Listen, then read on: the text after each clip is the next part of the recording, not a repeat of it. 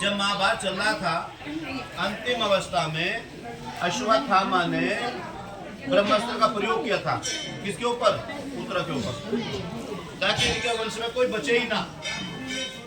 और भगवान ने उस बालक की गर्भ में रक्षा की, तो वो बालक आगे चल के परीक्षित के नाम से विख्यात हुआ, राजा परीक्षित। अब जब राजा परीक्षित राजा बने, तो इनके समय में कलयुग का आवागमन हो गया। कैसे? कभी राजा लोग जो थे ना, अपने देखते थे हमारी प्रजा सब ठीक है नहीं है, भेष बदल देखते थे। तो उन्होंने शाम के समय देखा कि कोई राजा का भेष बना रखा है और हमारी सीमा में है, और आवाज आ रही, आवाज दिख रही गाय के मुख से, और ये गाय तो कोई है नहीं, क्यों है तो गाय, और ये तो कोई रूप बदल रखा है इसने भी। आवाज इस तरीके से आ रही गाय के मुख से। तो जब वो नजदीक गए तो उन्होंने पूछा, देवी तुम कौन हो? गाय ने कहा मैं पृथ्वी हूँ। और बैल से पूछा कि मैं धर्म हूँ। तो उससे पूछा आप कौन हो? कहने मैं कलयुग हूँ, मुझे ब्रह्मा जी ने भेजा है, अब मेरा समय है यहाँ पे। तो उसने कहा जानते नहीं तो कौन है मैं? तुम कौन हो? तो मैं परीक्षित हूँ, और पांडव उसमें परीक्षित अभी है। मेरी प्रजा को कोई सतावे, जीव जंतु पक्षियों को, जीव जंतुओं को मेरी सीमा में ऐसा नहीं हो सकता।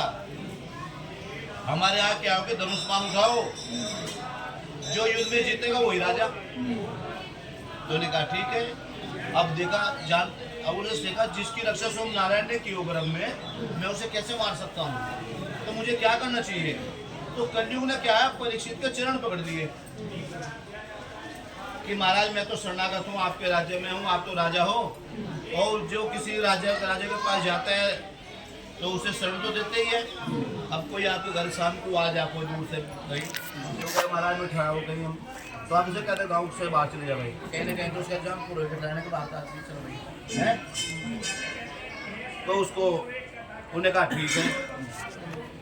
कहने लगे क्या सोच रहे हो? कि हम ये सोच रहे हैं कि तुझे रखे तो रखे कहाँ, कि तू जहाँ देखे गड़बड़ करता है, कलेश करता है। कलयुग का मतलब होता है कलेश, छोटी छोटी बातों में गुस्सा होता है ना घर परिवार में, वो कलयुग का एक अंश होता है। कुछ भाषा में कह देते हैं क्रोध मत करो, कुछ भाषा में कहते हैं कलेश मत करो, कई जगह कहते हैं कलह मत करो, कई कहते हैं गुस्सा मत करो। ये एक ही चीज है। तो उन्होंने कहा महाराज चल ठीक है, हम तुम्हें स्थान दे रहे, जहाँ जुआ खेला जाता है वहां रहो। जुआ खेलने वाला चाहे 10 बार हार जाए फिर भी लगा रहता है, जुआ खेलने वाला कभी बना नहीं, बिगड़ता ही है। जहाँ मदिरा का सेवन होता है, शराब का, वहाँ तुम रहो।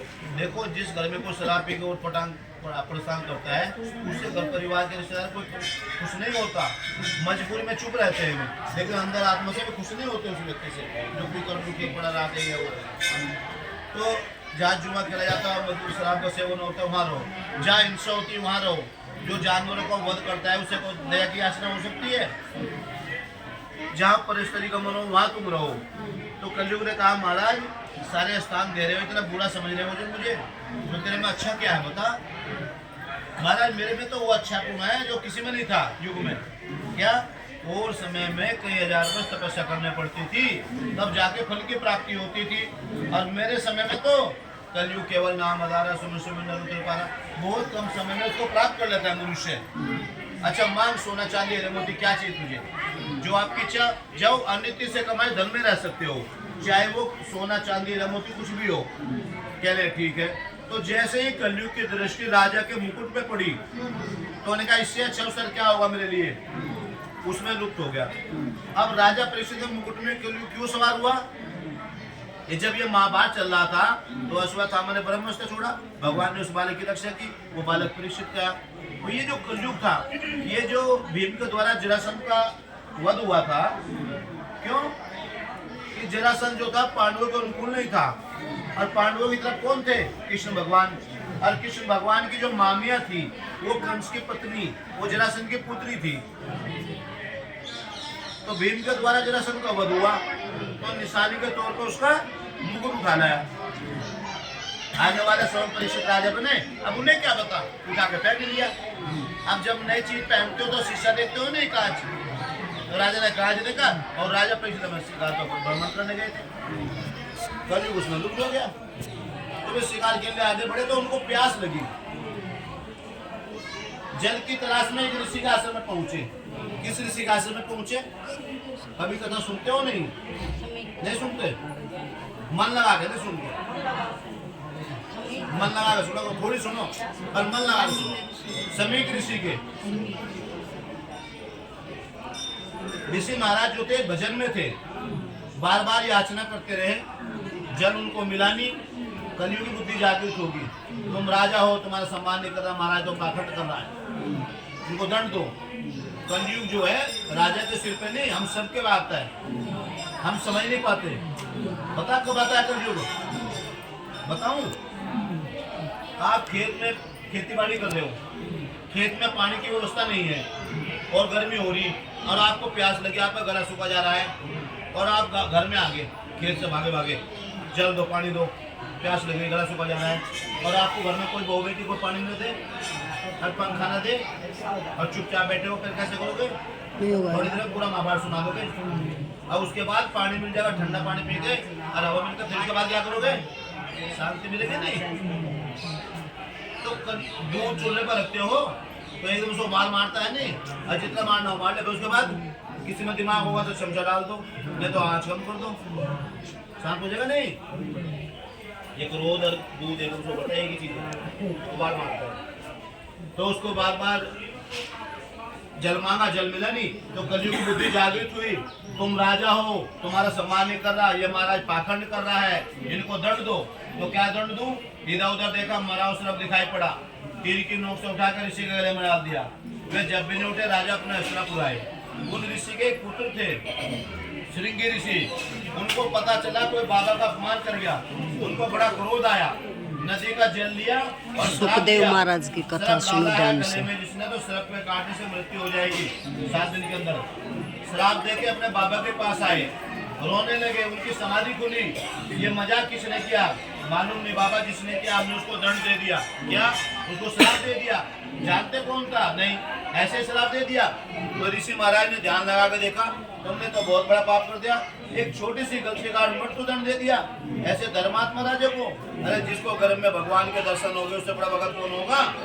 गलती हमारी है, कम बुद्धि वाले को ज्यादा शक्ति नहीं देनी चाहिए थे। जाओ उन्हें खबर करो। एक शिष्य को हस्तिनापुर भेजा, थका हारा राजा अपने महल पहुंचा, जल पिया, मुकुट उतारा। अरे मैंने क्या किया? मेरे पूर्वज कितना सम्मान करते थे संत महात्माओं का, और मैं सरफ डाल के आया हूँ, तो लोग क्या कहेंगे? सवेरे जाऊंगा, क्षमा मांगूंगा।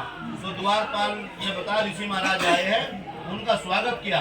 जो भी दंड देना चाहते हो तैयार है कि दंड तो निर्धारित हो चुका है, आपके जीवन के 7 दिवस है, एकांत जगह पे जाके व्यतीत करो। राजा परीक्षित अपने बड़े पुत्र जन्मेजय को हस्तिनापुर की गद्दी देके इस स्थल पे आए। इस स्थल पे क्यों आए? ये जो स्थल था संत महात्माओं का भजन का केंद्र था, जैसे नैमिषारण लखनऊ के पास पड़ता है, सीतापुर जिले में। कभी हस्तिनापुर के राजा हुए थे दुष्यंत, सुना ना दुष्यंत? तो शिकार खेलने गए शकुंतला, उधर कर्णव ऋषि का आश्रम में। शकुंतला से भेंट हुई, गंधर्व से विवाह हुआ, निशानी के तौर पे राजऋषि ने अंगूठी दी थी। उसी समय दुर्वासा ऋषि वहां पे आए, उनका स्वागत नहीं हुआ। दुर्वासा ने शकुंतला को श्राप दे दिया, जिस राजकुमार के समय हमें बोल रही है, एक दिन ये भूल जाएगा राजा। तो जब उसे मिलने जा रही थी शकुंतला हस्तिनापुर, तो उसकी अंगूठी गिर गई यहाँ नदी पे। तो महाकवि कालिदास ने अभिज्ञान शकुंतला में शाखावतार वर्णन किया। तो राजा परीक्षित यहाँ पे आए, त्रिकालदर्शी संत महात्मा प्रकट हुआ, मेरी मुक्ति कैसे होगी? मैं प्रेत नहीं बनना चाहता, संसार में कुछ तो उपाय करो कि जिसने गर्भ में रक्षा करी उनका ध्यान करो। अब गर्भ में रक्षा की थी भगवान ने, तो वही नारायण सुखदेव मुनि के रूप में प्रकट हुआ। 6 दिन तक भगवान की कथा सुनाई, 7वें दिवस एक क्रिया सिखाई। पहले दादा दादी कहानी सुनाते थे ना, तो बच्चे दौड़ के आते थे, दादी जी कहानी सुनाओ, दादाजी कहानी सुनाओ। अब कुछ समय से क्या है कि ऐसी अवस्था हो गई है कि सब अपने अपने मजे में नई दादा दादी से आ गई है। गर्मी की छुट्टियों में अपने मामा तो जाया करते थे छुट्टियां बिताने, 1-1 महीना जाते थे नहीं। अब कितने दिन जा रहे हैं? तो समय बीतता चला गया। 6 दिन कथा सुनाई। 7वें दिवस एक क्रिया सिखाई अष्टांग योग। अपने नीचे से प्राण निकाल दिए। अक्षका देकर राजा बैठा, जाकर डंक मारा। तुम मरे हो कि हमारे से प्राण तो है ही नहीं। तो श्राप भी पूरा हुआ, उनको मोक्ष मिल गया। जो फल पांडवों को नहीं मिल पाया वो फल परीक्षित को प्राप्त हो गया। परीक्षित के पुत्र कौन थे? जन्मेजय। उनको क्रोध आया। उन्होंने क्या क्या सर्प यज्ञ करा। उस यज्ञ में सामग्री की जगह सर्प आगे गिर जाए तो नाग जाति घबराई, ब्रह्मा के पास गई। आपकी सृष्टि में एक पृथ्वी का राजा हमें मारने पे तुला है और आपने हमारी रक्षा करेगा तो कौन करेगा? तो आज तक मुनि को भेजा, उन्होंने समझाया तुम्हारे पिता को वो गति प्राप्त हुई जिसके लिए देवता भी तरसते हैं। तुम तो अपराध कर रहे हो कि मैं सर्पों को नहीं छोड़ूंगा, सर्प विहीन कर दूंगा। महाराज हमारे प्रश्न का उत्तर दो। तुम्हारे राज्य में कोई अपराध करेगा तो क्या करोगे? महाराज कोई अपराध करेगा दंड दूंगा। किसको दोगे? जो अपराध करेगा उसको को देते हो, सारी प्रजा को देते हो। महाराज अपराध तो एक ने किया, सारी प्रजा को दे दो। तो तुम्हारे पिता को तो एक ने डसा, सबने थोड़ा डसा, जो सबको मारने पे तुले हो। तो सात्विक बुद्धि जागृत हुई, उस यज्ञ को हिलवाया, उनकी नैतिकता करवाई। तो भागवत की शुरुआत है, भागवत की परंपरा यही से शुरुआत हुई। ये वर्तमान साक्षी है। सुखदेव महाराज जो है भगवान का अवतार है।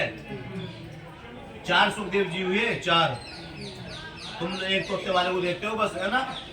4। एक सुखदेव बैकुंठ लोक में रहते हैं, राधा रानी के पास होते गुरु में। एक सुखदेव 13 लाख वर्ष पहले शंकर जी पार्वती को कथा सुनाते हैं। तोता उड़ता उड़ता जा शंकर जी त्रिशूल लेकर दौड़े। वेद व्यास की पत्नी जबाई ले छोटा रूप बनाकर पेट में चले गए। बाद में 12 साल बाद पुत्र रूप में प्रकट हुए और 12 साल का रूप बना के जंगल में चले गए। जनक जी गुरु बना, अंतर्ध्यानों के पे तोते खा रहे। तीसरे सुखदेव जी का 3 कन्या, 1 पुत्र हुआ गृहस्थी हुए। चौथे सुखदेव जी महाभारत के दौरान 16 साल के अवन कुंड से प्रकट हुए। कथा कब सुनाई? महाभारत के बाद। महाभारत के समय तो परीक्षित पेट में था। और संसार में सुखदेव जी की पहचान किस लिए है?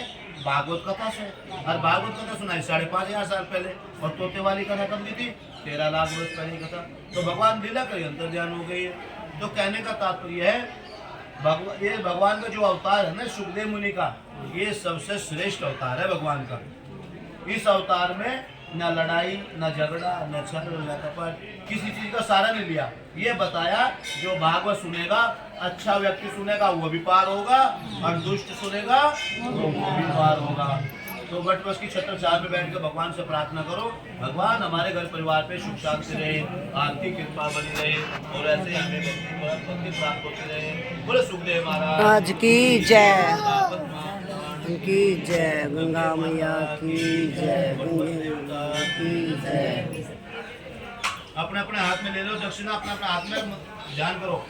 ओम तथा से विष्णु विष्णु लिखता अपराध श्री शिवे तुम्हारे कर पे जम्मू दिव्य भटकंडे पुण्य क्षेत्र में क्षेत्र मासा नाम मास मासे वैशाख मासे शुभे शुक्ल पक्ष अमुक तो पूर्णिमा तो अमुक वासे सोमवासे अमुक नाम ना अमुक गोत्पन्ना श्री सुखदेव सनार्गिंदे भागवत महात्म अहम करिष्ये। बोले सुखदेव महाराज की जय।